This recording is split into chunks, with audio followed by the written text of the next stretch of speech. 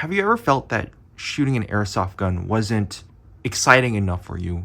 Not dramatic enough, not realistic? Do you ever yearn for that realistic gunpowder smoke or that fantastic muzzle flash the moment you pull that trigger?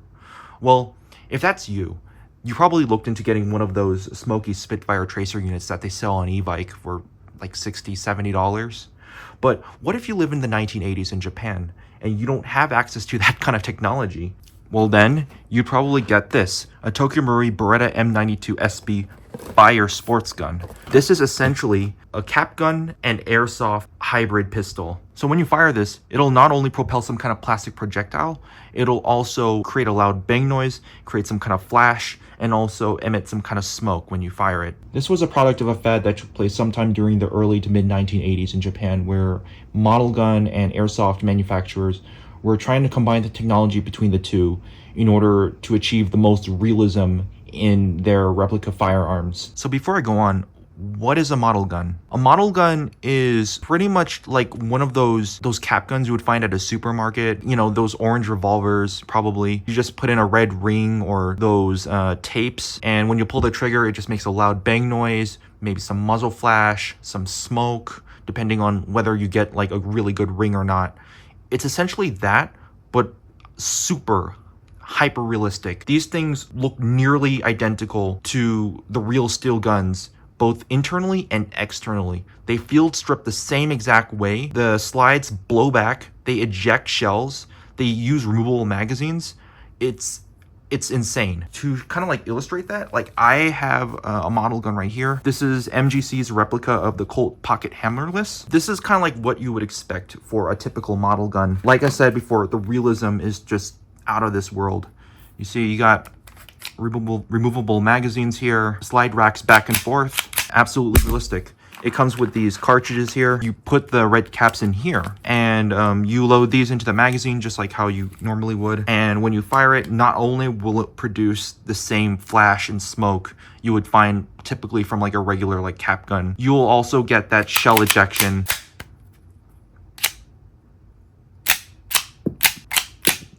So yeah, super realistic. Something to note though is these model guns use a very different cap compared to the ones we have in America. The ones in Japan are much more bigger and louder and have a lot more force in order to have enough force to blow back these kind of slides. So model guns, really cool, really realistic, really fun and neat, but they had one huge flaw when it came to their realism. That was the fact that they couldn't shoot anything. Yeah, despite all the flash and the smoke and the blowback and shell ejection, they can't shoot anything, nor is it possible to modify one to shoot something. Here's another model gun I have as well. This is made by MGC as well. This is a replica of the Mac 11. Remove the magazine, make sure it's safe. Cool. And as you can see here, there's actually a metal bar in there. That's actually where the cap ignites. The moment that bolt slams that cartridge into the barrel, the cap is actually going to slam into this. And that's how it ignites. So these guns don't really have a firing pin. They don't have any kind of striker or of any kind.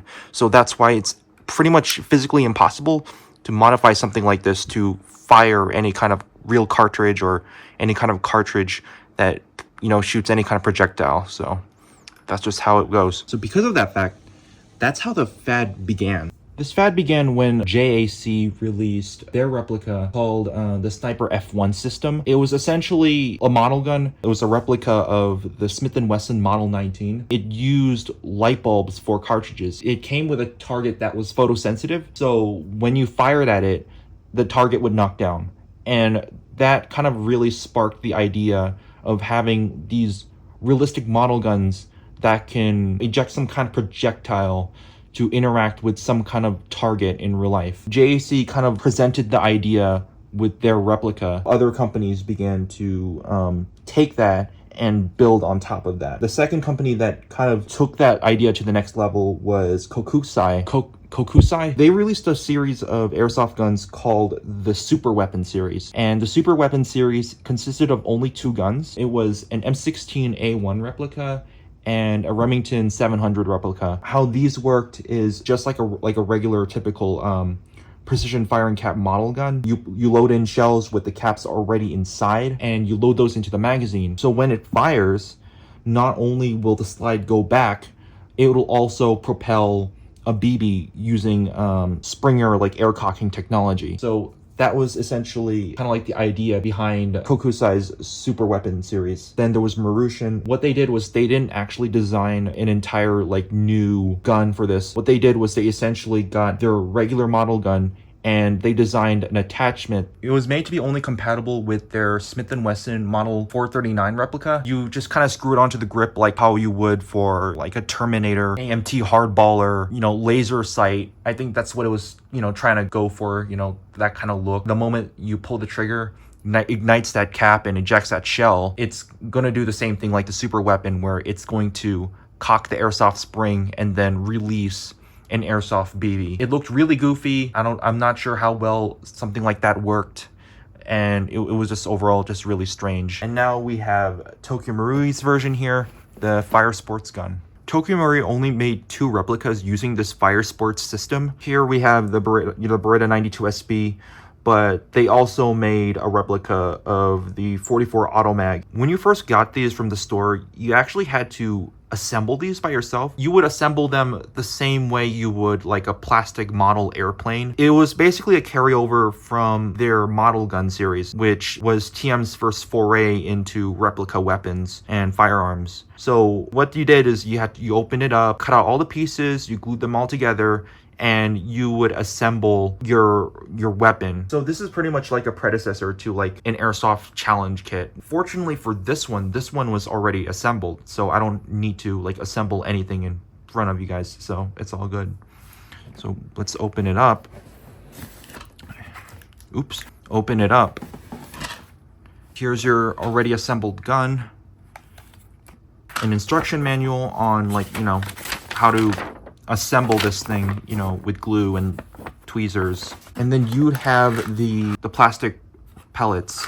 This was probably made before they came up with the 6mm BB design. These are really old looking. And then here's the bottom of just like kind of like how this whole entire system works. So here's the gun itself. Just like a lot of Tokyo Marui's replica guns of that era, it just looks really odd. All right, here's the fire sports gun right next to a modern Tokyo Marui M92F. You can see, obviously, one is different from the other. Though dimension-wise, they're actually surprisingly not as off as I thought it was going to be. The trigger guard is differently shaped.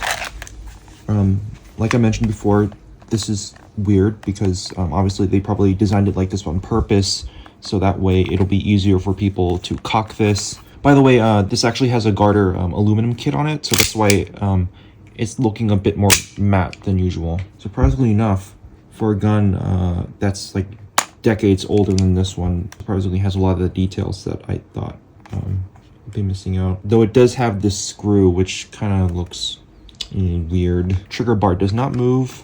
Gas blowback, of course, this does move, so obviously this hammer is molded in, it does not move. You can't cock this in any way. So how does this work? This is obviously the magazine. This is where you keep the pellets. But to keep the caps itself, you need to remove this.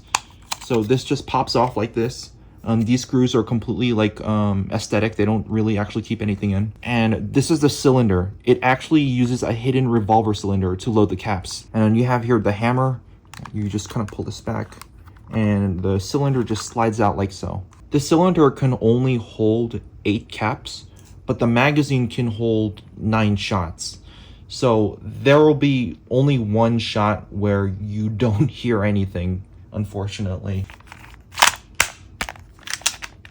Cocking this weapon is extremely unsatisfying.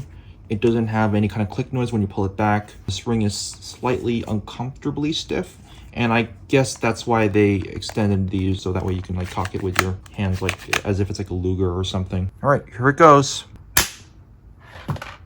Very low powered. Yeah. Doesn't even hurt me when I shoot my hand. Yeah, extremely low powered. It's a really, you know, cute little toy though.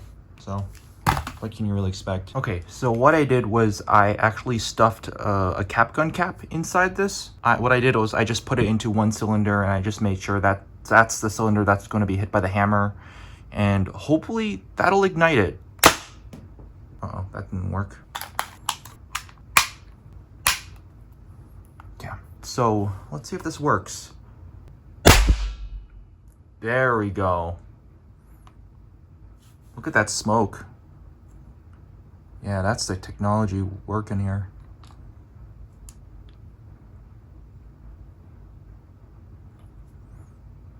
So with that, that was pretty much the end of the fad of cap gun airsoft guns, with this being the last to ever be released in that era. Obviously, these kind of guns were not very popular. By the mid-80s, a lot of airsoft manufacturers already moved on to the newest fad of the time, which was gas airsoft guns and full auto airsoft guns. So guns like these and just pretty much this idea of hybrid systems just became like a relic of its time, or that was until recently, when Crown actually released a line of airsoft revolvers that actually used this kind of technology. When I first saw that, I was like, oh my god, they're bringing back this again. So that was Tokyo Marui's fire sports gun. Definitely an odd piece. I can really appreciate the level of effort that they put into MacGyvering both an airsoft firing system and also like a cap gun revolver, just shoving those two different systems all into one gun. There's a level of ingenuity that has to like come into play when designing something like this. Yeah, I thank you all for watching. I'll definitely review more of these old airsoft guns in the future. Hopefully for in the next video, unlike this one, it'll work a little bit more better. Thanks for watching, and see ya.